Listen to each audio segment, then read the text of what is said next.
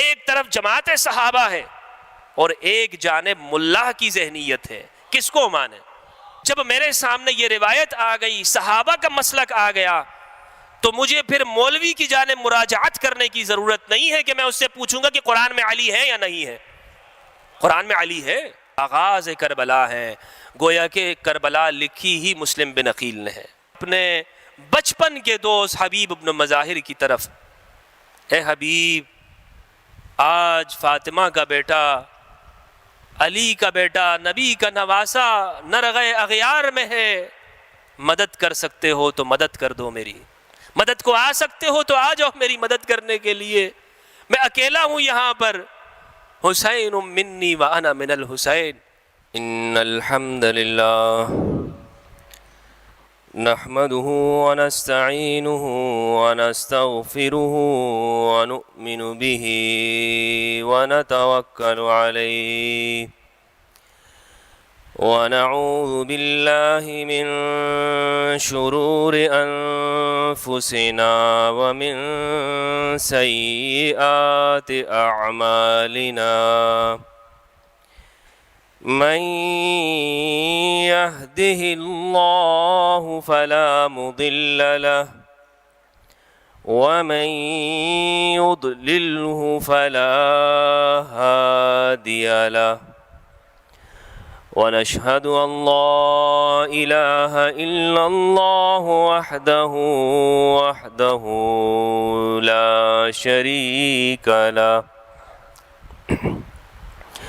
ونشهد أن سيدنا وسندنا وطبيبنا وحبيبنا وطبيب قلوبنا محمد صلى الله تعالى عليه وآله الطيبين الطاهرين المطهرين الذين قال الله فيهم إنما يريد الله ليذهب عنكم الرجس أهل البيت ويطهركم تطهيرا اللهم صل على محمد وآل محمد اللهم صل على محمد وآل محمد أما بعد فأعوذ بالله من الشيطان الرجيم بسم الله الرحمن الرحيم وما كان لمؤمن ولا مؤمنة إذا قضى الله ورسوله أمرا أن يكون لهم الخيرة من أمرهم ومن يعص الله ورسوله فقد ضل ضلالا مبينا صلوات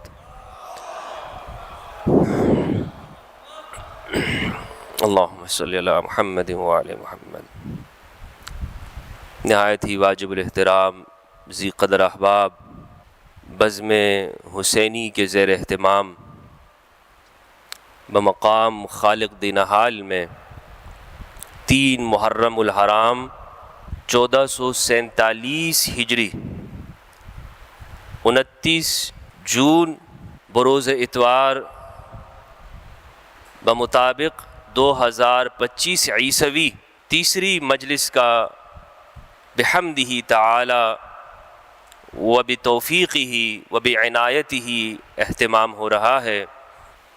اللہ کریم کا لاکھ لاکھ شکر ہے کہ پروردگار نے ہمیں یہ توفیق بخشی کہ ہم ذکر سید الشہداء کریں اور تعظیم خداوندی، تنزیہ باری تعالی، قرآن اور تاریخ اسلام کی، تاریخ کربلا کی روشنی میں اپنے قلوب و اذہان کو علم و فکر سے منور کر سکیں۔ جو احباب یہاں تشریف لاتے ہیں اور یہاں کے دروازے ہر ایک کے لیے کھلے ہیں، میں نہایت متشکر ہوں یہاں خالق دین حال کی انتظامیہ، بزم حسینی کی انتظامیہ کا، کہ ایک ایسے پلیٹ فارم پر ہم یہاں جمع ہو رہے ہیں کہ جہاں اس بات کی یہ بات کہتے ہوئے فخر محسوس ہوتا ہے کہ بلا رنگ نسل اور مذہب اور گروہ اور مسلک کے متلاشیان حق، ٹروتھ سیکرز ہم یہاں جمع ہوں اور قرآنی معرفت سے، اہل البیت کے رستے سے واقفیت حاصل کریں۔ جیسے میں نے عرض کیا کہ متلاشیان حق یعنی حر بننا، حر کا کردار اپنانا، کہ جو اپنے دل میں ایک ایسی سچائی رکھتا ہے کہ وہ تلاش میں ہے کہ مجھے حق ملے، اور یہی پیغام کربلا ہے کہ ہر وقت قلب اور ذہن، دل و دماغ کو پاکیزہ رکھتے ہوئے دنیا کی حرص و ہوس، لالچ اور طمع سے خود کو دور کرتے ہوئے جب حق سچ واضح ہو جائے تو اس کی پیروی کر لی جائے۔ بسا اوقات یہ ہوتا یہ ہے کہ حق مکمل واضح ہوتا ہے لیکن آڑے انسانی نفس آ جاتا ہے، تو یہ ایک نہایت اہم موقع ہے کہ ہم اس فکر کو لے کر چلیں۔ کل کی گفتگو میں ہم نے جہاں اس بات کو سمجھا کہ ایک سیرت وہ ہے کہ جو قرآن نے بیان کی، اور ایک سیرت وہ ہے مصطفیٰ کی کہ جو کتابوں میں اور فقیہوں نے اس کو لکھا ہے۔ وَمَنْ أَصْدَقُ مِنَ اللَّهِ قِيلًا، اللہ سے سچا کون ہے؟ اللہ سے بڑا سچا قرآن کی تابعداری، قرآن کی فرما برداری، قرآن میں تدبر، اس کا شعور حاصل کرنا، اس کی آیات اور مفاہیم کو سمجھنا، یہی پیغام ہے کہ ہم اس ماہ میں، ان ایام میں قرآن کے ساتھ جڑ جائیں اور اہل البیت کے ساتھ جڑ جائیں۔ 1447 ہجری، یہ ہجرت جو ہے، درمیان میں اس پر بھی گفتگو ہوئی تھی کہ قرآن نے اس کے کیا اصول و ضوابط بیان کیے ہیں۔ ہجرت آپ کے علم میں ہے ماشاءاللہ کہ یہ ہجری سال کا جو آغاز ہوا ہے اس کی ایک تاریخ ہے۔ رسول اللہ صلی اللہ علیہ وآلہ وسلم نے، اللہم صلی علی محمد وآل محمد، پروردگار آپ کی زبانوں کو معطر رکھے، شاد و آباد رکھے۔ اس کی ایک تاریخ ہے۔ رسول کی عمر مبارک جب 53 سال ہوئی تو آپ نے ہجرت کی۔ آپ کے وصال کے وقت آپ کی عمر مبارک 63 سال تھی۔ اسلامی تاریخ میں ہجری سن کا جو آغاز ہوا ہے وہ خلیفہ دوم کے زمانے میں ہوا ہے، اور یہ اسلام کا ایک اہم مقام ہے کہ ہجرت کو یاد رکھا جائے اور ہجرت کو بیان کیا جائے۔ میٹنگ ہوئی، مشورہ ہوا، ایک خط ان کے سامنے آیا تھا، ایک واقعہ، اس میں ڈیٹ نہیں لکھی ہوئی تھی۔ ہجری سن کا آغاز کیسے ہوا ہے؟ شبلی نعمانی نے الفاروق لکھی ہے، قاضی سلیمان منصور پوری نے سیرت رحمت للعالمین لکھی ہے، اپنے موضوع پر شاندار کتابیں ہیں۔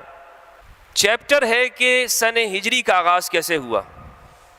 وہ لکھتے ہیں کہ سمجھ نہیں آ رہی تھی کہ آغاز کہاں سے کیا جائے، ولادت مصطفیٰ سے مسلمانوں کے سال اور تاریخ کو لکھا جائے، واقعہ عام الفیل سے اس کا آغاز کیا جائے کہ جو رسول اللہ کی ولادت سے 50 دن قبل واقع ہوا تھا، کہاں سے مسلمانوں کی تاریخ کو لکھا جائے۔ تو مشورے کے لیے بلایا گیا، ہر ایک نے اپنی رائے دی، تو رائے ریجیکٹ ہوتی رہی۔ ایسے موقع پر مشکل کشا امیر المؤمنین علی بن ابی طالب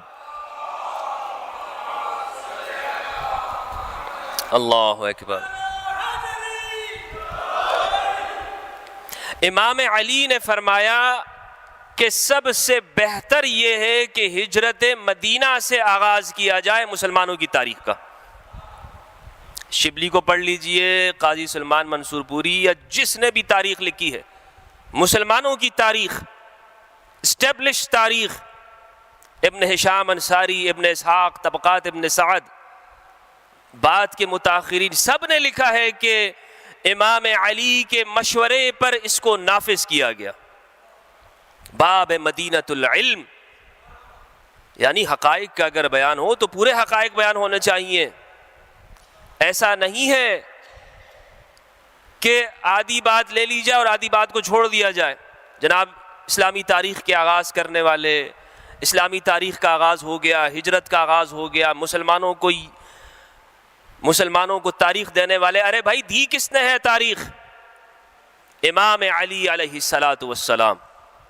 تو ایک بات تو یہ ہے کہ تاریخ کا مطالعہ بھی ہمیں ضرور کرنا چاہیے، اس سے بھی علم ہوتا ہے کہ کون کون سے واقعات ہیں کہ جہاں قرآن مجید اور عام انسانی رائے دونوں کا جب سامنا ہوا تو اہل البیت نے قرآن کی رائے کو سامنے رکھا کہ انسان آپ کی ایک رائے ہے، قرآن یہ کہہ رہا ہے، اور یہ فکر ملتی ہے اہل البیت سے کہ صرف قرآن ہمارے لیے کافی نہیں، حسبنا کتاب اللہ کا دعویٰ تب ہوگا کہ جب اولو العلم کی معرفت اور اولو العلم اس بات کا دعویٰ کریں گے۔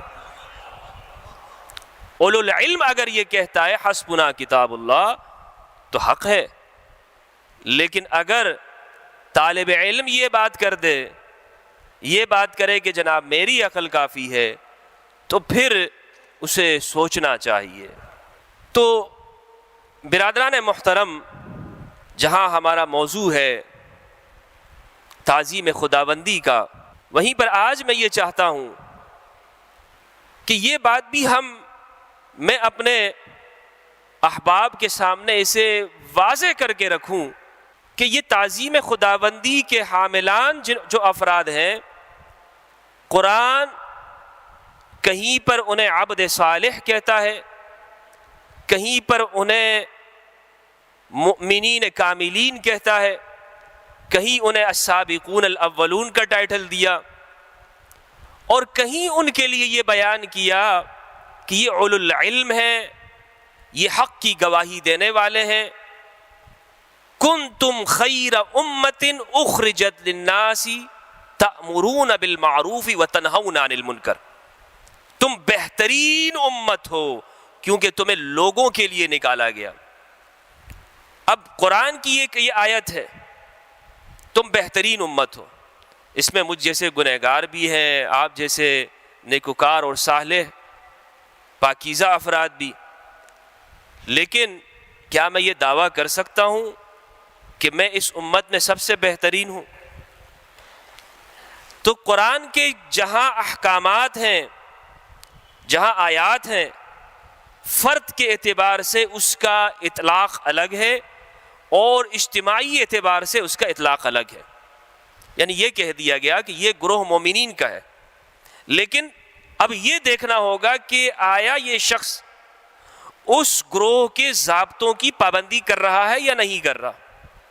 اگر ڈسپلن کی پابندی کر رہا ہے تو ٹھیک ہے، ڈسپلن کی پابندی نہیں کر رہا تو اس میں سے نکال دیا جائے گا۔ یہ کچھ وہ مفاہیم ہیں کہ جب ہم قرآن کو سمجھنے سے پہلے طے کر لیتے ہیں، پھر جب ہم قرآن کی درسگاہ میں اترتے ہیں تو قرآن یہ کہتا ہے اہدنا الصراط المستقیم، مجھے صراط مستقیم پر قائم رکھ، ہدایت کے رستے پر قائم رکھ۔ کل میں نے اپنی گفتگو میں یہ عرض کیا تھا کہ قرآن 5 جماعتوں کا بیان کرتا ہے۔ اگر ان 5 جماعتوں کی ہم قرآن مجید سے اس کا علم حاصل کر لیں تو پھر مجھے اپنی گفتگو کو آگے بڑھانے میں اور موضوع کے ساتھ اس کو ربط دینے میں اور آپ کے ذہن میں اتارنے تک آسانی ہو جائے گی۔ قرآن مجید میں اس کی پہلی سورت ہے سورۃ الفاتحہ، جو ترتیب نزول کے اعتبار سے 5ویں سورت ہے اور ترتیب مصحف کے اعتبار سے پہلی سورت ہے۔ یعنی ترتیب نزول میں قرآن کی پہلی سورت، بعض علماء نے کہا کہ سورہ اقرا ہے، اس کی 5 آیات ہیں، بعض نے یہ کہا کہ سورۃ المدثر ہے، بعض یہ بیان کرتے ہیں کہ مزمل ہے۔ علی وجہ الاختلاف، قرآن مجید کی یہ جو سورہ فاتحہ ہے یہ مکہ میں بھی نازل ہوئی ہے اور مدینہ میں بھی اتری ہے۔ بعض صورتیں ایسی ہیں، بعض آیات بھی ایسی ہیں کہ جو 2 مرتبہ بھی اتری ہیں، تاکہ ریپیٹیشن ہو، تکرار ہو اور اس مضمون کی افادیت لوگوں کے سامنے آئے۔ قرآن مجید میں ہر سورت کے آغاز میں بسم اللہ لکھی جاتی ہے، ہر سورت کے آغاز میں۔ یہ علماء کے ہاں ایک بڑا اختلافی مسئلہ ہے، معرکۃ الآراء مسئلہ ہے فقہاء کے درمیان میں، کہ بسم اللہ سورت کا جز ہے یا نہیں ہے، کہ آیا ہم سورت کے آغاز سے پہلے یہ بسم اللہ یہ اس سورت کا حصہ، آیت ہے، پارٹ ہے یا نہیں ہے۔ پھر اس پر ایک اور اختلاف سامنے آتا ہے، اگر تو یہ قرآن کا جز ہے، آیت سورت کا جز ہے، تو پھر نماز میں جیسے آپ سورت پڑھتے ہیں اسی طرح بسم اللہ بھی پڑھنا واجب ہے، کیونکہ آیت آپ نے مان لیا۔ اور اگر آپ اس کو آیت کا جز نہیں مانتے، الگ سے آپ اس کو حصہ مانتے ہیں، تو پھر یہ واجب نہیں ہے کہ آپ اس کو بلند آواز سے پڑھیں۔ اسی لیے ہمارے ہاں حنفیہ، شافعیہ، مالکیہ، حنبلیہ اور مکتب اہل البیت میں ایک اختلاف نظر آتا ہے، ایک رائے نظر آتی ہے۔ ابو حنیفہ رحمہ اللہ چونکہ یہ کہتے ہیں کہ یہ قرآن کی آیت کا بسم اللہ جو ہے کسی صورت کا حصہ نہیں ہے، لہٰذا آپ نماز میں جب ہم کھڑے ہوتے ہیں تو آپ نے سنا ہوگا کہ بسم اللہ اونچی آواز میں، بلند آواز میں نہیں پڑھتے، بسم اللہ بلند آواز میں نہیں پڑھتے، لیکن شوافع وہ بلند آواز سے پڑھتے ہیں۔ کیوں؟ اس لیے کہ وہ کہتے ہیں کہ امام صادق علیہ السلام کا یہ موقف ہے، اللہم صلی علی محمد وآل محمد۔ میں زندگی کے ایک بڑے عرصے تک زمانہ طالب علمی سے بسم اللہ بلند آواز سے نہیں پڑھتا تھا، جب میرے سامنے یہ قول آ گیا کہ امیر المؤمنین علی بن ابی طالب اللہم صلی علی محمد، ان کا مشرب یہ تھا، ان کے اصحاب کی پہچان یہ تھی کہ نماز میں بسم اللہ جہر کے ساتھ پڑھتے تھے، یہ اس زمانے کی پہچان تھی۔ پہچان کیسے ہوگی؟ جیسے مختلف گروہوں کی پہچان ہوتی ہے، علم کے ذریعے ہوتی ہے، جھنڈوں کے ذریعے ہوتی ہے، نشانات کے ذریعے ہوتی ہے۔ علی کے گروہ کی جماعت کی پہچان یہ تھی کہ جس مسجد میں بلند آواز سے بسم اللہ پڑھی جائے کہتے تھے یہ علی والے کی مسجد ہے، یہ اصحاب علی ہے۔ اور امام علی ابن موسیٰ الرضا علیہم السلام، ان کے بارے میں تمام محدثین نے لکھا ہے، بلکہ ذہبی نے ان کی زندگی بایوگرافی کو جب بیان کیا ہے تو کہا کہ نیشاپور میں علی بن موسیٰ الرضا کی مسجد میں بلند آواز سے بسم اللہ پڑھی جاتی تھی۔ اللہ اکبر۔ اور علی بن موسیٰ الرضا کون ہیں؟ علیہ السلام وہ احمد بن حنبل کے استاد ہیں، معروف الکرخی، جن سے سلسلہ تصوف کا آغاز ہوا ہے، معروف الکرخی امام رضا کے ہاتھوں پر کلمہ پڑھا ہے۔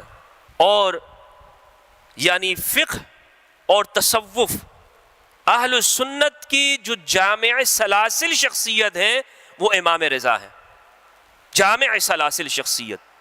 تو لہٰذا اس لیے جب میرے سامنے یہ موقف آ گیا کہ علی کا موقف یہ ہے، علی کی پہچان یہ ہے، تو اب میں کسی فقیہ کی طرف نہیں دیکھتا، میرا مسلک اور مشرب بھی وہی ہے۔ جیسے ابن عباس یہ کہتے ہیں کہ اگر ہمیں کسی معاملے میں علی کا فتویٰ مل جاتا ہے پھر ہم غیر کی رائے کو دیکھتے ہی نہیں ہیں کہ غیر کیا کہہ رہے ہیں، غیروں کا قول کیا ہے۔ اور میں نے آپ کے سامنے عرض یہ کیا تھا کہ اگر کوئی مقابلہ کرتا ہے تو اسے یہ دیکھنا چاہیے کہ امام جعفر الصادق علیہ السلام وہ کس، اللہم صلی اللہ محمد وآل محمد، وہ کہاں سے دین کو بیان کر رہے ہیں۔ تو لہٰذا یہ تو ضروری ہو گئی بات کہ اگر بسم اللہ قرآن کی ہر صورت سے پہلے، اور یہ قرآن چاہے کسی بھی علاقے کا ہو، کسی بھی شہر کا ہو، کسی بھی مسجد میں ہو، وہاں پر بسم اللہ لکھی ہوئی ہوتی ہے، اس سے کوئی انکار نہیں کیا جا سکتا۔ سورہ فاتحہ میں قرآن مجید نے 3 جماعتوں کا اجمالی تعارف کیا ہے۔ اجمالی، بنیادی طور پر قرآن 2 چیز سے گفتگو کرتا ہے، علم اور عمل۔ علم اور عمل، علم جیسا ہو عمل اس کے مطابق ہو، ورنہ تو بے عملی ہے۔ علم اور عمل ضروری ہے، بغیر نالج کے کوئی عمل نہیں ہے۔ اور علم تو ہو، نالج تو ہو، لیکن اس کے مطابق پریکٹیکل میں عمل نہیں ہے تو اس علم کا فائدہ نہیں ہے۔ لہٰذا علم اور عمل دونوں موافق ہونے چاہیے، مطابقت ان میں ہونی چاہیے، اور برابر کے ساتھ وہ ایک دوسرے کے ساتھ چلتے رہیں۔ تو اسی لیے قرآن یہ کہتا ہے کہ پورے قرآن مجید میں شروع سے آخر تک میں 5 گروہوں کا تمہیں بیان کرتا ہوں، اور ان کو دیکھو کہ ان کا علم اور عمل کہاں ہے، ان کا علم کہاں ہے اور ان کا عمل کہاں ہے۔ ایک جماعت قرآن نے بیان کی کہ جو تعظیم خداوندی کا اقرار کرتے ہوئے، حمد ربوبیت کا اقرار کرتے ہوئے، اس کی رحمانیت اور رحیم اور اس کا تمام عالمین کے اوپر جو کنٹرول ہے، اس کا اقرار دل میں بٹھا کر اپنے عجز کا اعتراف کرتے ہوئے جب وہ یہ کہتی ہے اہدنا الصراط المستقیم، تو قرآن یہ کہتا ہے کہ اس کا علم بھی صحیح ہے اور اس کا عمل بھی صحیح ہے۔ علم تو یہاں بیان ہوا، عمل پھر آگے 5 آیات کے اندر بیان کیا ہے۔ ایک جماعت یہ ہے، اسے قرآن نے کہا کہ یہ مؤمنین کی جماعت ہے۔ یہ کون سی جماعت ہے؟ مؤمنین، کہ جس کا علم بھی صحیح ہے اور عمل بھی صحیح ہے، نالج بھی ہے، اس کی بیس ہے، بنیاد ہے، اور پھر آگے وہ عمل بھی، پریکٹس بھی صحیح کرتی ہے۔ دوسری جماعت قرآن نے کہا کہ جو مغضوب علیہم ہے، جن پر غضب ہو گیا ہے، جو بیکورڈ ہو گئے ہیں، جسے کہتے ہیں کہ اپنے زمانے کو نہیں سمجھ پا رہے۔ قرآن کی آیات کا ترجمہ کرتے ہوئے ہمارے ہاں ہر جگہ پر لعنت لعنت کے لفظ استعمال کرتے ہیں۔ قرآن غضب کسے کہتا ہے؟ غضب جس جماعت پر ہو اس جماعت کی عقل ختم ہو جاتی ہے، اس معاشرے کا علم ناپید ہو جاتا ہے، وہ اپنی رفتار کھو دیتی ہے، وہ پیچھے چلی جاتی ہے۔ مغضوب علیہم، یہ وہ ہیں کہ جن کے پاس، ان کے پاس عمل نہیں ہے لیکن علم ہے، عمل نہیں ہے، علم ہے ان کے پاس۔ ضالین تیسری جماعت ہے جو راہ سے بھٹک گئی، عمل بہت زیادہ ہے اور علم کچھ نہیں ہے، اپنی طرف سے عمل کیے جا رہے ہیں، جو خود سمجھ میں آ گیا عمل کیے جا رہے ہیں۔ جناب محرم ایسے ہے، یہ دن ہے، فلاں ہے، اچھا جناب چلیں یہ اس کا یہ ایک عمل ہے۔ اور اگر فتویٰ بھی ہوتا ہے تو اپنی طرف سے ہوتا ہے، اس کی بنیاد علم کے اوپر نہیں ہے، صحیح شعور کے اوپر نہیں ہے، قرآن کی بنیاد پر نہیں ہے، خود سے ہی ایک وہ جماعت جس کا علم اور عمل برابر، ایک وہ جماعت کہ جس کے پاس علم نہیں عمل ہے، اور ایک وہ جماعت جس کے پاس علم نہیں اور عمل کیے جا رہے ہیں۔ ایک وہ جماعت ہے کہ جس کے پاس نہ علم صحیح ہے نہ عمل صحیح ہے، نہ علم ہے نہ عمل ہے۔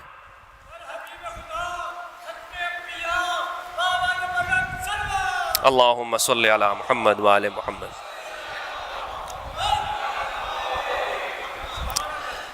نہ علم ہے نہ عمل ہے۔ قرآن نے کہا یہ مشرکین کی جماعت ہے، اپنے متس ہیں ان کے پاس، اپنی سوچ ہے، خیالات ہیں، کچھ بنا لیے انہوں نے۔ نہ علم ہے یعنی کوئی کسی سائنٹیفک اور ریشنل بنیادوں کے اوپر ان کے پاس کوئی اس کی جو سبب اور مسبب کے اوپر کوئی علم ہو، ایسا کچھ نہیں ان کے پاس، محض ان کے اپنے خیالات ہیں۔ اور قرآن نے ہر ایک کی تفصیل بیان کی، حکم بیان کی۔ میں آہستہ آہستہ انشاءاللہ جس فکر کی جانب میں اپنے دوستوں کو لے کے جانا چاہتا ہوں، آپ دیکھیں گے کہ قرآن کا ربط آپ کو انشاءاللہ آج کی اس گفتگو سے واضح ہوگا۔ ایک وہ ہے کہ جس کا نہ علم ہے نہ عمل ہے، اور ایک جماعت وہ ہے کہ جو خود سے جو علم کی دعوے دار تو ہے،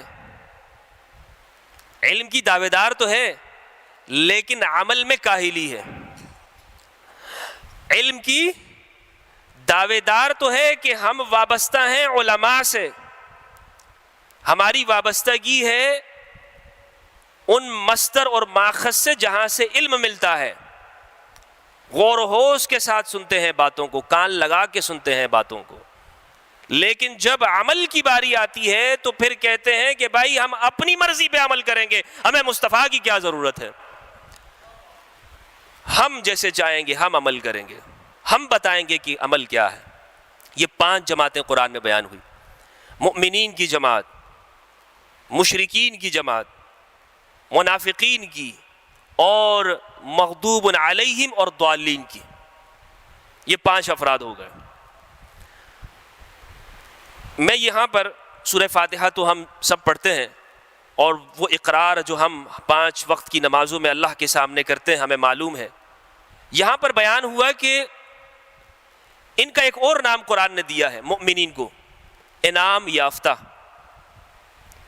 یہ ہے ان کو ایوارڈز ملے ہوئے ہیں، یعنی انعام یافتہ ہیں۔ اور یہ انعام یافتہ کون لوگ ہیں؟ سورہ نساء کے اندر فرمایا کہ یہ وہ لوگ ہیں کہ جنہوں نے اللہ اور اس کے رسول کی اطاعت کی ہے۔ یہ نبی ہیں، صدیقین ہیں، شہداء ہیں اور صالحین ہیں۔ یہ وہ افراد ہیں کہ جو انعام یافتہ جماعت ہے، جن پر اللہ کا انعام ہو چکا ہے۔ اور پھر سورہ بقرہ کے آغاز کے اندر پریکٹیکل طور پر ان کے بارے میں بتایا کہ یہ وہ لوگ ہیں جو قرآن پر یقین رکھتے ہیں، جو متقین ہیں، تقوی اختیار کرتے ہیں۔ اب تقوی کی بھی ہمارے ہاں معاشرے میں آپ دیکھ لیں تعریف، متقی آدمی کون ہوتا ہے؟ یعنی قرآن کی اس اصطلاح کا ہم نے ایسا استعمال کیا ہے کہ جو غبی سے غبی آدمی ہم کہتے ہیں یہ متقی ہے۔ متقی ایک ایسا لفظ ہے قرآن کا، قرآن کہتا ہے اعدلوا هو اقرب للتقوی، عدل کرو یہ تقوی کے قریب ہے، انصاف کرو یہ تقوی ہے۔ اور آج ہم نے کسے تقوی، بڑا نیک آدمی ہے جناب، نیکی کیا ہے ماشاءاللہ کہ جو چھوٹی چھوٹی نیکیاں ہم نے بیان کر دی، لیکن قرآن متقی کا کیا کہہ رہا ہے؟ قرآن کہہ رہا ہے کہ متقی وہ شخص ہوتا ہے کہ جو رستے پہ چلتے ہوئے ہر بات سے باخبر ہوتا ہے کہ میری لیے کیا بہتر ہے اور معاشرے کے لیے کیا بہتر ہے، بہت اویئر ہوتا ہے وہ شخص متقی۔ الذین یؤمنون بالغیب، غیب پر ایمان لاتا ہے، نماز قائم کرتا ہے خشوع اور خضوع کے ساتھ، اور جو کچھ اللہ نے دیا اسے خرچ کرتا ہے، اگلی کتابوں پر بھی ایمان اور اس کتاب پر بھی ایمان، آخرت پر بھی یقین رکھتا ہے۔ پھر اس انعام یافتہ گروہ کے لیے قرآن نے سورۃ المؤمنون کے اندر، سورہ مومن کے اندر، ابراہیم اور اسی طرح دیگر سورتوں کے اندر باقاعدہ ان کی علامات اور اس کو مزید کھولا ہے۔ اب ایک اور جو گروہ ہے، قرآن کہتا ہے کچھ لوگ ایسے ہیں کہ اے حبیب، اے پیارے، آپ انہیں ڈرائیں یا نہ ڈرائیں یہ ایمان نہیں لائیں گے۔ ان الذین کفروا سواء علیہم اانذرتہم ام لم تنذرہم لا یؤمنون، آپ انہیں آگاہ کریں یا نہ کریں یہ ایمان نہیں لائیں گے. کیوں؟ ختم اللہ علی قلوبہم وعلی سمعہم وعلی ابصارہم غشاوہ ولہم عذاب عظیم. مہریں لگ گئی ہیں، دلوں پہ تالے لگ چکے ہیں، آنکھوں پہ پردے چھا گئے ہیں، اور انہیں دائیں بائیں کچھ نظر نہیں آتا. انہیں غدیر بھی سمجھا دی جائے انہیں یہ بھی کافی نہیں ہوتا، اس لیے کہ ان کا علم صحیح جگہ پر نہیں ہے. جب قرآن نے یہ کہہ دیا، اب یہ اللہ کا لاریب کلام ہے، اللہ کا لاریب کلام ہے. قرآن یہ کہتا ہے کہ یہ لوگ اے حبیب اے پیارے جنہیں آپ سمجھا رہے ہیں ایمان نہیں لائیں گے. یہ قرآن کا وعدہ ہے کہ یہ ایمان نہیں لائیں گے. تو پھر مجھے یہ بتائیے کہ مؤرخ یہ کیسے لکھ سکتا ہے، مؤرخ یہ کیسے لکھ سکتا ہے کہ سب برابر تھے؟ میں قرآن کی بات مانوں یا تاریخ کی مانوں؟ اللہ کو گواہ بنا کے کہیے گا. بات سنی شیعہ کی تو چھوڑیے نا میرے بھائی، بات تو قرآن لاریب قرآن کی بات ہو. ہمارے ایک ساتھی ہیں، وہ کہا کرتے ہیں جناب میں قرآنسٹ ہوں. میں نے کہا بہت اچھی بات ہے. میں نے کہا میں آپ سے بڑا قرآنسٹ ہوں، لیکن یاد رکھنا قرآنسٹ صرف غدیری ہو سکتا ہے، قرآنسٹ صرف اہل البیت کی فکر والا ہو سکتا ہے. کیونکہ اس لیے کہ قرآن میں یہ کہیں پر بھی نہیں ہے کہ نبی کی بیٹی کا حصہ نہیں ہوتا. قرآن میں یہ کسی جگہ پر نہیں ہے. میں نے کہا لے کر آؤ. اب آپ روایت لے کر آئیں گے تو آپ کا یہ دعویٰ یہیں سے باطل ہو گیا کہ میں قرآن کی مانتا ہوں. قرآن اہل البیت کے ساتھ کھڑا ہے ہر جگہ پر. یہ ایک جماعت یہ ہے کہ جن کا علم بھی نہیں ہے اور عمل بھی نہیں ہے. اگلی جماعت اس کے بعد آیات شروع ہو گئی، وَمِنَ النَّاسِ مَن يَقُولُ آمَنَّا بِاللَّهِ وَبِالْيَوْمِ الْآخِرِ وَمَا هُمْ بِمُؤْمِنِينَ. دعویٰ ہے ایمان کا، علم کا دعویٰ ہے، لیکن قرآن کیا کہتا ہے؟ مومن نہیں ہے. یہ دعویٰ ہے یہاں پر علم کا. کیوں؟ اس لیے کہ آگے پھر ان کے بارے میں بتایا کہ یہ وہ لوگ ہیں کہ جو دعویٰ کرتے ہیں اصلاح کا، لیکن ساری تخریب کاری ان کی فکر کے اندر ہے. تخریب کاری اور اصلاح کا نعرہ، اصلاح کا دعویٰ، لیکن شعور کے بغیر اصلاح کا نعرہ. پھر سورہ آل عمران کے اندر، سورہ بقرہ میں یہاں پر آیت نمبر 40 سے جماعت بنی اسرائیل کا ذکر ہوا، جو کہ وہ لوگ ہیں کہ جن کے پاس علم تھا عمل نہیں تھا. ان کے بارے میں بتایا علم ہے، کتاب ہے، ہم نے ان کو کتاب عطا کی ہے پچھلی کتابوں کے اندر، بلکہ اتنا علم ہے یعرفونہ کما یعرفون ابناءہم. اے پیارے یہ آپ کو ایسا جانتے ہیں جیسے اپنے بچوں کو جانتے ہیں. اتنا علم ہے ان کے پاس، اتنی نشانیاں ہیں ان کے پاس. الواح، صحف ابراہیم ہے ان کے پاس. یہ اہل کتاب ہیں، حاملین کتاب ہیں، علم ہے، علم سے بھرے ہوئے ہیں. یہ ایسا نہیں ہے کہ ان کے پاس علم نہیں ہے، لیکن اس علم کے مطابق عمل نہیں ہے. اور ایک گروہ وہ ہے جو سورہ آل عمران مکمل ان کے بارے میں گفتگو کرتی ہے کہ ان کا علم صحیح نہیں ہے لیکن عمل بہت اچھا ہے، عمل بہت پیارا ہے. ان کی آپ تاریخ پڑھیں اور آپ کو معلوم ہوگا کہ ان کی تاریخ میں ہمیں یہ بات نظر آتی ہے کہ اپنے آپ کو تیاگ دینا جسے کہتے ہیں، اور مکمل تجرد کی زندگی اختیار کرنا، کہ شادی نہ کرنا، اور یہ کہنا کہ میں زندگی بھر روزے رکھوں گا، بھوکا پیاسا رہوں گا. عمل بہت کیے جا رہے ہیں لیکن اس کی کوئی بنیاد علم اور نالج کے اوپر نہیں ہے. یہ 5 چیزیں اگر سمجھ میں ہمیں آ جاتی تو پورے قرآن میں یہی ہے. اب جو صاحبان علم ہے اور وہ لوگ کہ جنہیں درسگاہ نبوی سے معرفت اور علوم حاصل ہوئے ہیں اور انہوں نے اپنے قلوب اور اذہان کو نبوی اور مصطفی بارگاہ سے سیراب کیا ہے، وہ جماعت مؤمنین جن کا علم بھی درست ہے اور عمل بھی درست ہے. کہ وہ مصطفیٰ کے چہرے کو دیکھتے ہیں کہ حبیب کے ابرو کا اشارہ کیا کر رہا ہے، مصطفیٰ کے اشارے کیا کہہ رہے ہیں، کس جانب لے کر جانا چاہتے ہیں. پھر وہ کبھی مصطفیٰ کے فیصلوں سے، مصطفیٰ کے اوامر سے، آپ کے نواہی سے منہ نہیں پھیرتے، وہ اسی ڈائریکشن پہ چلتے رہتے ہیں جہاں مصطفیٰ ان کو لے کے جانا چاہتے ہیں.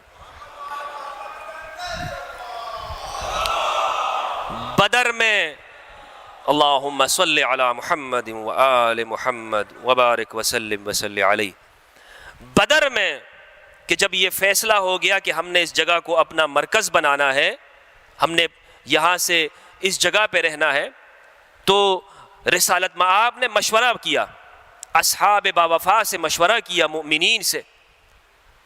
تو جوانوں نے کچھ مشورہ دیا، بزرگوں نے کچھ مشورہ دیا. مقداد ابن الاسود انہوں نے کہا یا رسول اللہ، آپ نے ہمیں موسیٰ کے اصحاب سمجھا ہے کہ ہم آپ سے گئے اذهب انت وربک فقاتلا، جائیے آپ اور آپ کا رب وہ جا کے لڑے، ہم جو یہاں گھر میں انہا انا قائدون، ہم یہاں بیٹھے ہوں گے. اے مصطفیٰ، اے حبیب، میں مقداد یہ کہتا ہوں کہ اگر آپ مجھے یہ کہتے ہیں کہ میں گھوڑے دوڑا دوں اور انہیں دریاؤں میں ڈال دوں، آپ ہمیں آگ میں چھلانگ لگانے کا حکم دے دیں، ہم کبھی بھی پیچھے پلٹ کر نہیں دیکھیں گے، پیچھے پلٹ کر ہی نہیں دیکھیں گے. مصطفیٰ ہماری جان مال سب کچھ، ان اللہ اشترى من المؤمنین انفسهم واموالهم بان لهم الجنہ، یا وسعت افلاک میں تکبیر مسلسل، یا خاک کی آغوش میں تسبیح و مناجات. یہ ہے مؤمنین کی انعام یافتہ منعم علیہم جماعت قرآن کی.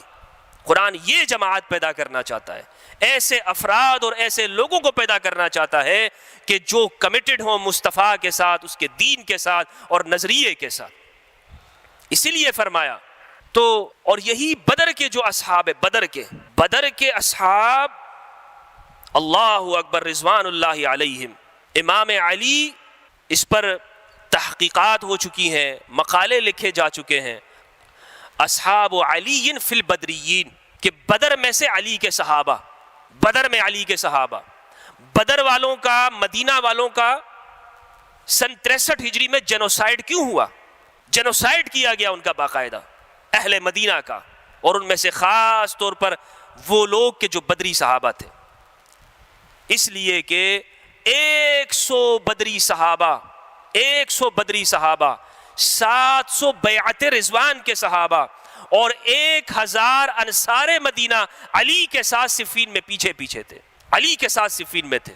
اور یہ ابن عبد البر اندلسی اور ہمارے ہاں محققین نے اس کو لکھا ہے. ابو ایوب انصاری رضی اللہ عنہ، خزیمہ بن ثابت، عمار بن یاسر، سہل بن حنیف، عثمان بن حنیف، خالد بن زید بن کلیب، جلیل القدر صحابہ، خباب بن الارت. اللہ اکبر، خباب کیا صحابی ہیں. خباب کہ ایک مرتبہ ان کے کندھے کو جب وہ اپنے سبقت اسلام کی وجہ سے جو ان پر جو مظالم کیے گئے، ایک مرتبہ وہ اس کا ذکر کر رہے تھے تو کہا کہ ذرا اپنا وہ پیٹھ تو دکھاؤ کہ جو تپتی ہوئی ریت پر تمہیں لٹایا جاتا تھا. تو خباب نے جب کمر سے ہٹایا، اوپر کیا کپڑے کو، تو ریڑھ کی ہڈی کے اندر تک انگاروں کے وہ نشانات موجود تھے. خباب صفین میں شہید ہوئے ہیں، خباب بن الارت. اور جلیل القدر صحابہ، خزیمہ بن ثابت. خزیمہ وہ صحابی ہے جلیل القدر جن کی ایک کی گواہی کو رسول اللہ نے 2 کی گواہی کے برابر قرار دیا.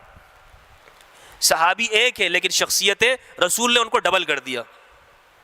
اسلام میں قاعدہ یہ ہے کہ ایک معاملے میں 2 بندوں کی گواہی ہونی چاہیے، لیکن حضور نے فرمایا من شہد لہ خزیمہ فحسب، جس کے لیے خزیمہ گواہی دے دے، ایک کی گواہی 2 کے برابر ہوگی. جمل میں دیکھتے رہے، تلوار نہیں نکالی، کیونکہ سامنے مد مقابل ام المومنین اور حضرت زبیر بن العوام القریشی اور طلحہ بن عبید اللہ، بڑے بڑے صحابہ ہیں، ام المؤمنین ہیں. تو حضرت خزیمہ وہ شش و پنج میں گرفتار رہے، کیا کروں، میں تلوار نکالوں یا نہ نکالوں؟ تو خزیمہ کہتے ہیں کہ جمل میں تو میں شریک ہوا، لیکن خدا کی قسم جب میں نے عمار کو دیکھا کہ عمار یوں دوڑے چلے جا رہے ہیں تو مجھے کوئی شک نہ ہوا کہ علی حق پر ہے. اللہم صلی علی محمد وآل محمد. عمار کی شہادت کے بعد تلوار نکالی اور وہ خزیمہ بن ثابت بھی صفین میں شہید ہوئے. اسی لیے بدر کے صحابہ کی زندگی کا مطالعہ، ان افراد کی زندگی کا مطالعہ کہ جو علی بن ابی طالب علیہ السلام کی ساتھ انہوں نے زندگی گزاری اور رائے حق کے اندر شہید ہوئے. تو ضرورت اس عمل کی ہے دوستو کہ قرآن اور تاریخ کو ہم ایک ساتھ لے کر چلیں. میں نے عرض یہ کیا کہ دلائل جب سامنے آ جاتے ہیں تو پھر جو حق کا متلاشی ہوتا ہے پھر وہاں پر اپنے سر کو جھکا لیتا ہے. وہ پھر یہ نہیں کہتا کہ جناب میری قوم تو یہ کہتی ہے، میرے افراد تو یہ کہتے ہیں، میری جماعت تو یہ کہتی ہے، میرے دوست احباب اور حلقہ احباب یہ کہتا ہے. نہیں، وہ پھر اپنے حق کو دیکھتے ہوئے وہاں پر اپنے سر کو تسلیم خم کر لیتا ہے. قرآن ایسے لوگوں کی تعریف بیان کرتا ہے، اور قرآن ایسے لوگوں کو جہاں منعم علیہ کہتا ہے وہاں صرف اور صرف نشانیاں کافی نہیں ہیں کہ دلائل ہوں، براہین ہوں، بلکہ یہاں قلب کے اندر تطہیر بھی ہونا چاہیے، خدا کا خوف بھی، خدا کا تزکیہ بھی، کہ اس کی معرفت درست طور پر ہوئی ہے کہ نہیں ہوئی ہے.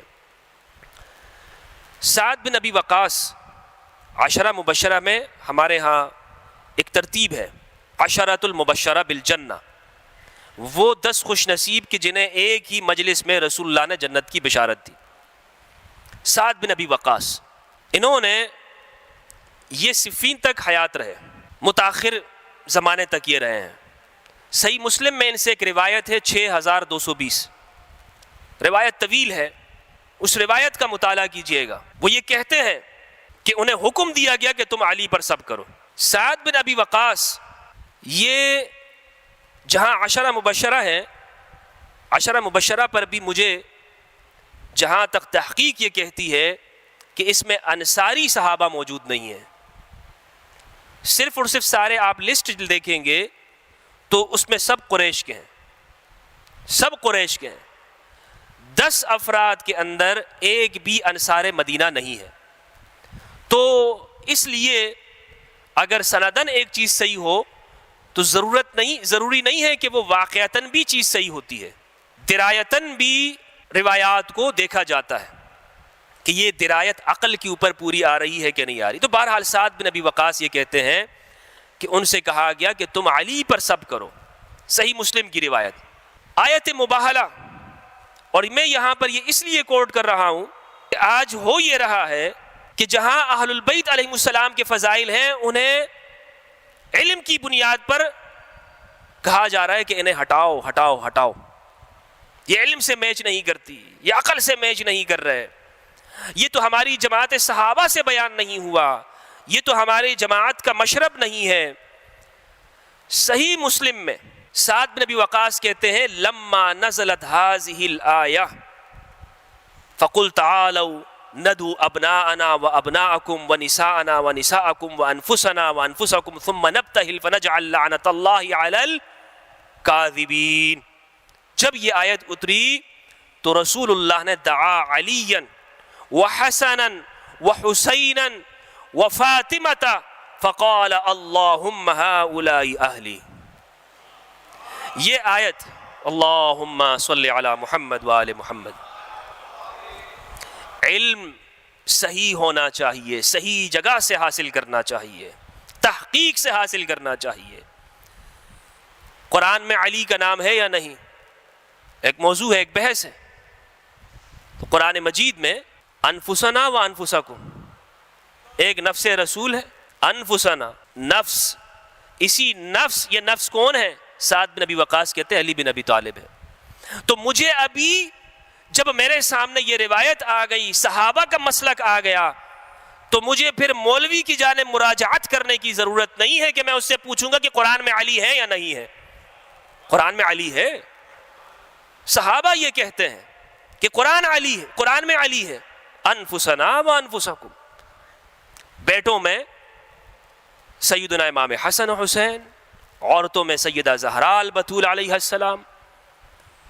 تو یہ اب اسی طرح حدیث کسا کو لے لیجئے، سنن ترمذی کی 3788 نمبر کی روایت، ام المؤمنین ام سلمہ فرماتی ہیں میرے گھر میں یہ آیت اتری اور رسول اللہ نے علی کو بلایا، حسن و حسین کو بلایا اور سیدہ زہرا کو بلایا، فرمایا اللہم اذہب عنہم الرجس وطہرہم تطہیرا، پروردگار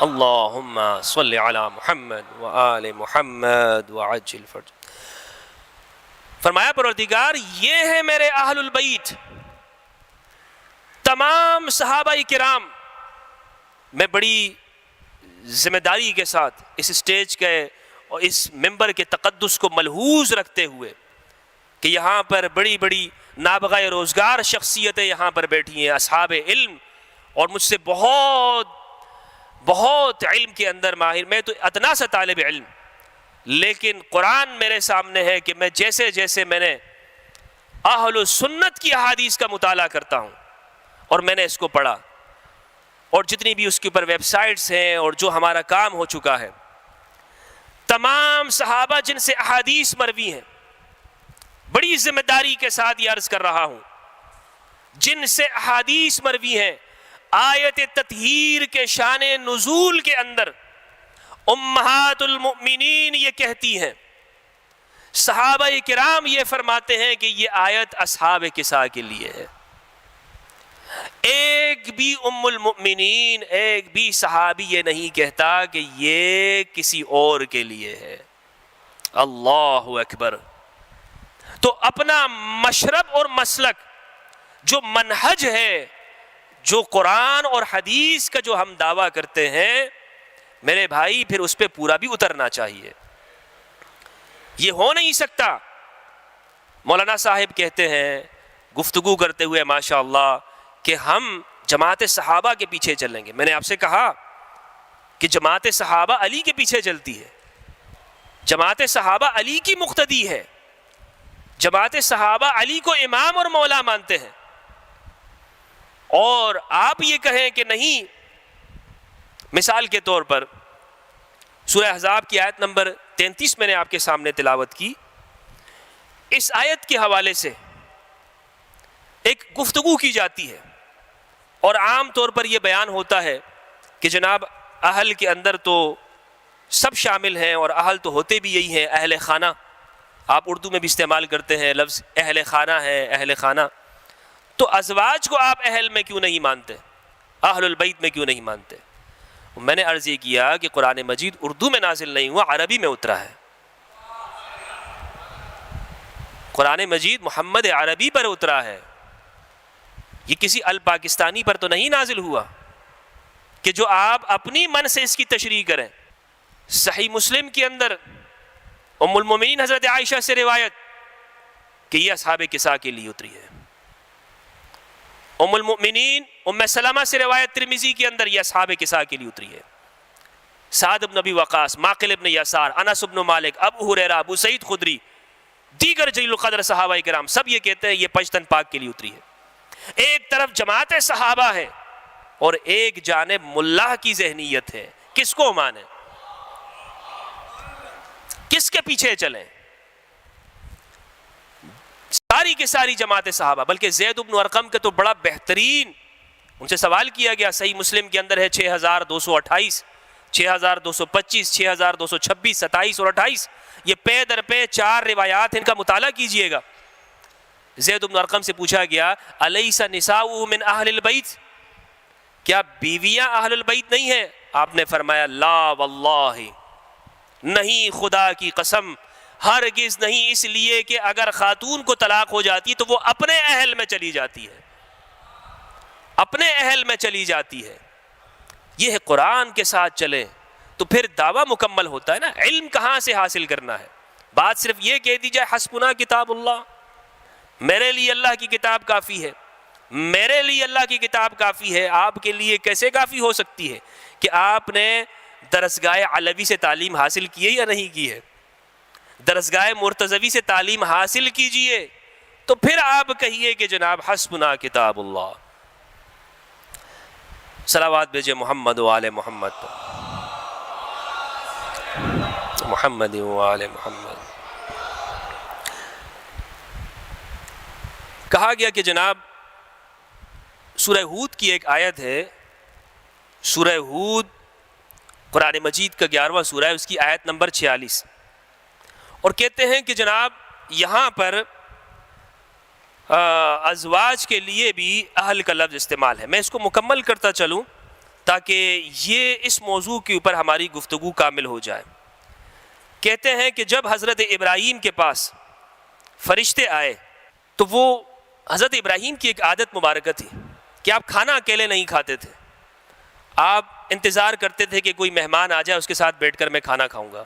اتنے میں فرشتے آ گئے، ان کے سامنے کھانا رکھا، وہ کھانا کھائے نہیں، تو حضرت ابراہیم کے اندر بتقاضۂ بشریت کے تھوڑا سا انسانی جو فطرت کا خوف ہوتا ہے وہ ان کے اندر پیدا ہو گیا کہ کیوں کھانے کی طرف ہاتھ نہیں بڑھا رہے، اجنبی لوگ ہیں۔ تو انہوں نے کہا کہ آپ گھبرائیے مت، ہم اللہ کی طرف سے بھیجے ہوئے ہیں، اصل میں ہم نے جانا ہے یہاں پر آپ کے بھتیجے ان کی قوم کی طرف جانا ہے، ان کے اوپر عذاب کے لیے ہم آئے ہیں۔ تو اتنے میں ہی جب یہاں پر گفتگو ہو رہی ہے، انہوں نے جب یہ دیکھا تو حضرت ابراہیم کی جو زوجہ ہے وہ وہاں پہ کھڑی تھی، تو انہوں نے کہا کہ چلیں یہاں پر ایک بشارت دیتے ہوئے بھی چلے جاتے ہیں۔ قرآن یہ کہتا ہے وَامْرَأَتُهُ قَائِمَةٌ فَضَحِكَتْ فَبَشَّرْنَاهَا بِإِسْحَاقَ، عورت وہاں پہ کھڑی تھی بیگم ان کی، انہیں ہم نے اسحاق کی خوشخبری دے دی، من وراہ اسحاق و یعقوب، اسحاق کی بھی دی اور اسحاق کے بعد یعقوب کی بھی دے دی، ایک کے ساتھ دو کی خوشخبریاں دے دی۔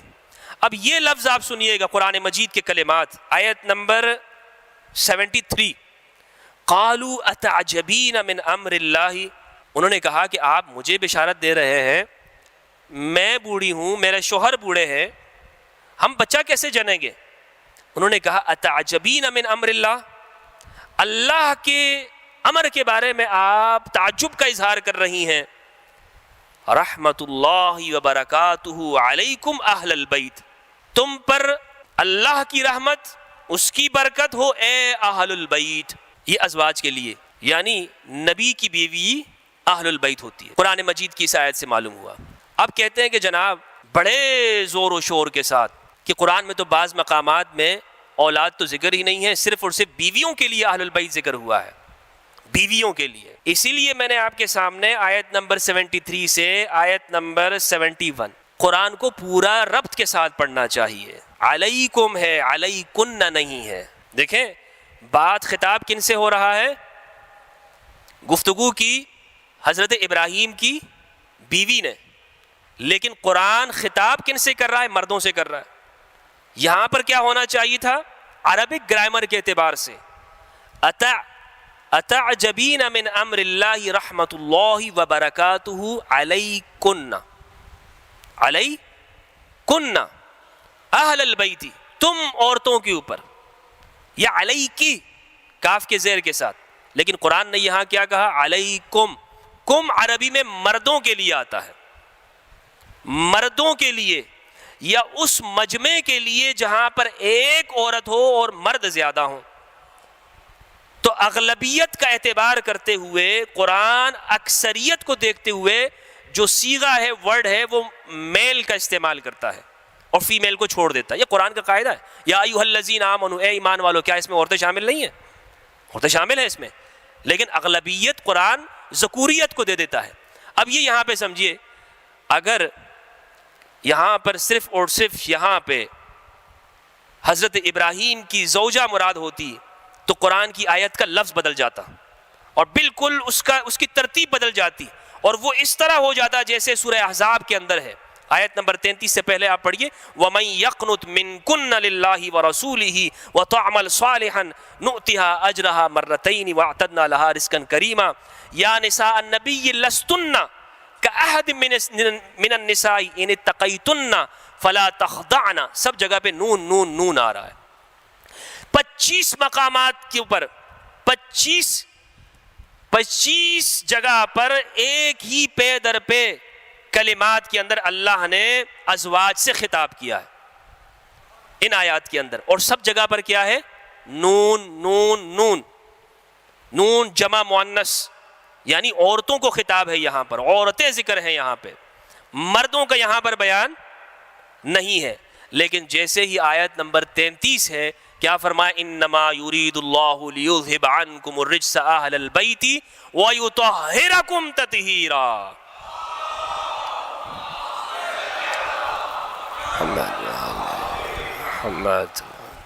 کم، قرآن یہاں پہ کن بھی کہہ سکتا تھا، کم کی جگہ پہ کن کیوں نہیں کہا؟ اس لیے کہ یہاں پر عورتیں مراد نہیں ہیں، اغلبیت مردوں کی ہے یہاں پر.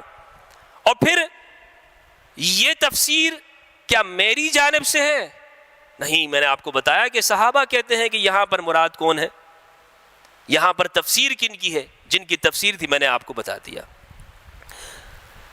تو عزیزان محترم، یہاں پہ قرآن مجید وہ کہتے ہیں نا کہ خود کو بدلتے نہیں، قرآن کو بدل دیتے ہیں.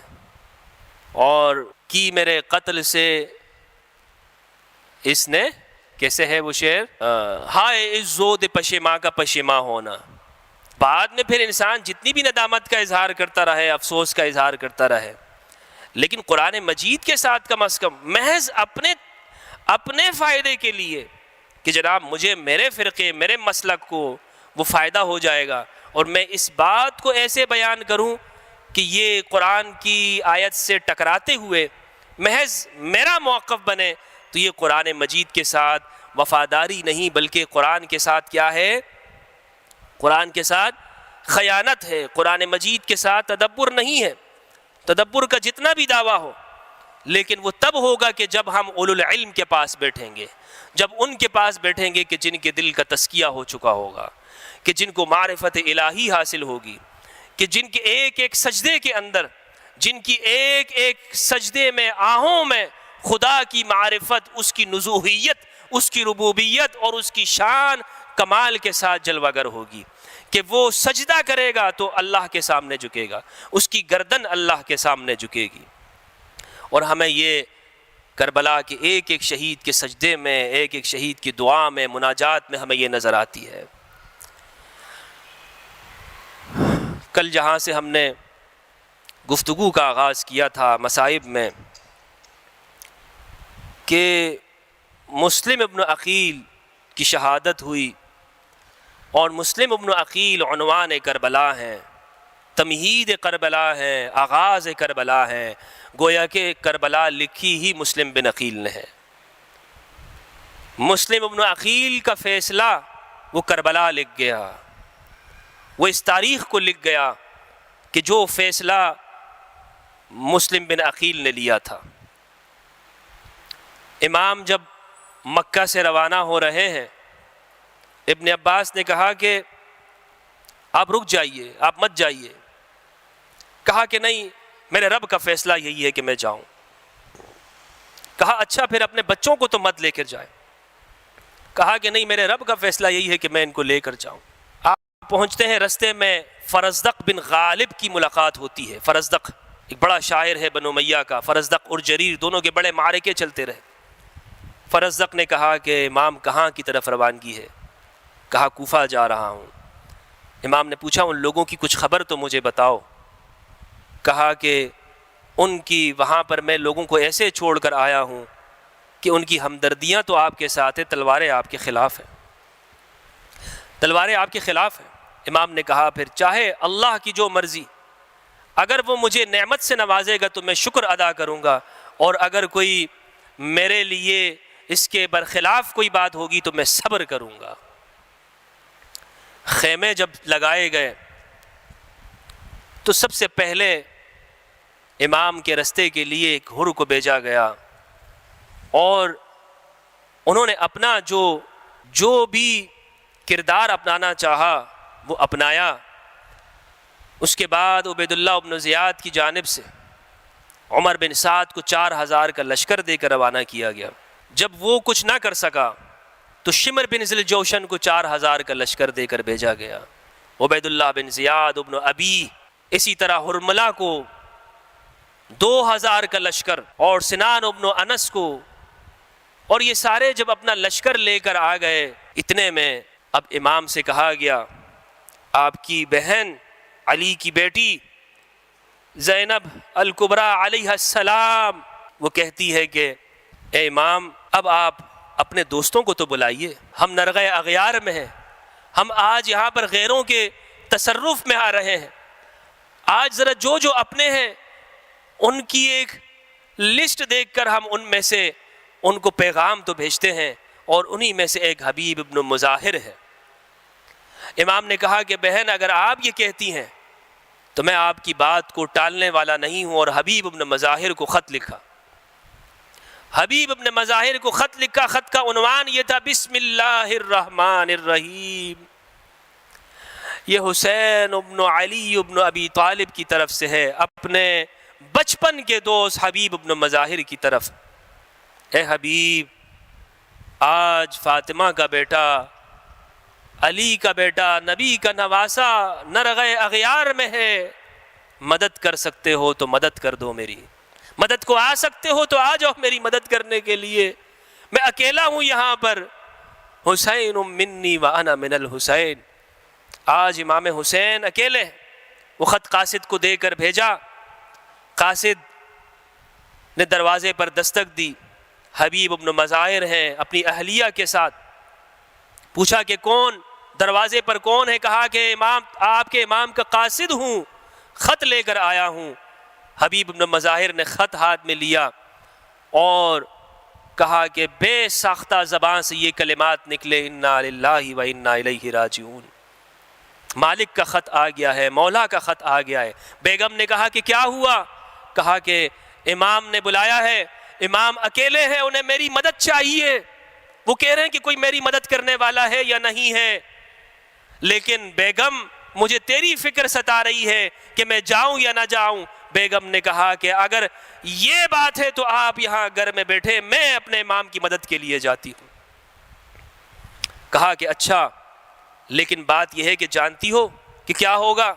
جانتی ہو کہ کیا ہوگا؟ کہا ہاں مجھے معلوم ہے، ہمارے گھر کو اجاڑ دیا جائے گا، ہماری فصلوں کو تباہ کر دیا جائے گا، بچوں کو قیدی بنا لیا جائے گا، ہم اسیر ہو جائیں گے، لیکن حبیب امام سے وفا کا وقت ہے، یہ وہ وقت ہے کہ جب ہمیں معلوم ہوگا کہ ہم امام کے ساتھ وفادار ہیں یا نہیں ہیں۔ حبیب روانہ ہو گئے اور چلتے رہے، اپنے غلام سے کہا کہ میں جا رہا ہوں اور تم نے زندگی بھر میری خدمت کی ہے، جاؤ، میں نے تمہیں آزاد کیا، آج میں تمہیں آزاد کر رہا ہوں۔ غلام نے کہا کہ مالک، آج جب جنت کی طرف جا رہے ہیں، مجھے اکیلے چھوڑ کے جا رہے ہیں، مجھے بھی ساتھ لے کر چلیے۔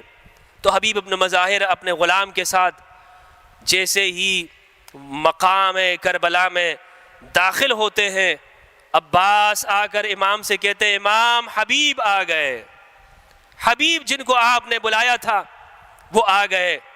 اور امام اپنے بچوں کے ساتھ اس حالت کے اندر اندازہ کریں، اپنے دوست، اپنے بچپن کے ساتھی کی طرف، اس کے استقبال کی طرف بڑھے۔ حبیب نے دیکھا تو حبیب قدموں میں گر پڑے اور کہا کہ مولا، میں تو وہ ہوں کہ جب آپ چھوٹے تھے مدینہ میں چلتے تھے، میں آپ کے قدموں کی خاک کو اپنی آنکھوں پر رکھا کرتا تھا، آج آپ غلام کے استقبال کے لیے آ رہے ہیں، ایسا تو نہ کیجئے۔ جب خیمے میں لائے گئے تو آواز آئی، السلام علیک یا حبیب ابن مظاہر، آپ پر سلام ہو، آپ پر سلامتی ہو۔ یہ دیکھتے ہوئے حبیب کی آنکھوں سے آنسو بہ گئے کہ آج آل محمد کے اوپر کیا قسم پرسی ہے، آج آل محمد کے اوپر کیسا وقت آ گیا ہے کہ یہ مدینہ کے شہزادے یہاں کربلا کے اندر بے یار و مددگار ہیں۔ اجرکم علی اللہ، اجرکم علی اللہ۔ آپ نے گریہ کیا، اللہ کریم آپ کو سلامت رکھے۔ آپ یہاں پر آئے، ذکر محمد و آل محمد کو سنا، پروردگار ہمارے ذکر کو قبول فرما، ہمارے ذکر کو جو آل محمد کے لیے کیا، بغیر کسی ریا کے، بغیر کسی دکھلاوے کے، تو اپنی بارگاہ میں سے قبول فرما۔ اور جب ہم تیرے سامنے پیش ہوں، ہم سب اس جگہ پر بیٹھے ہوئے، ہم یہ کہہ سکے کہ مولا، ہم نے تیرے حبیب کا ذکر کیا تھا، اس کے نواسوں کا ذکر کیا تھا۔ السلام علیکم ورحمۃ اللہ وبرکاتہ۔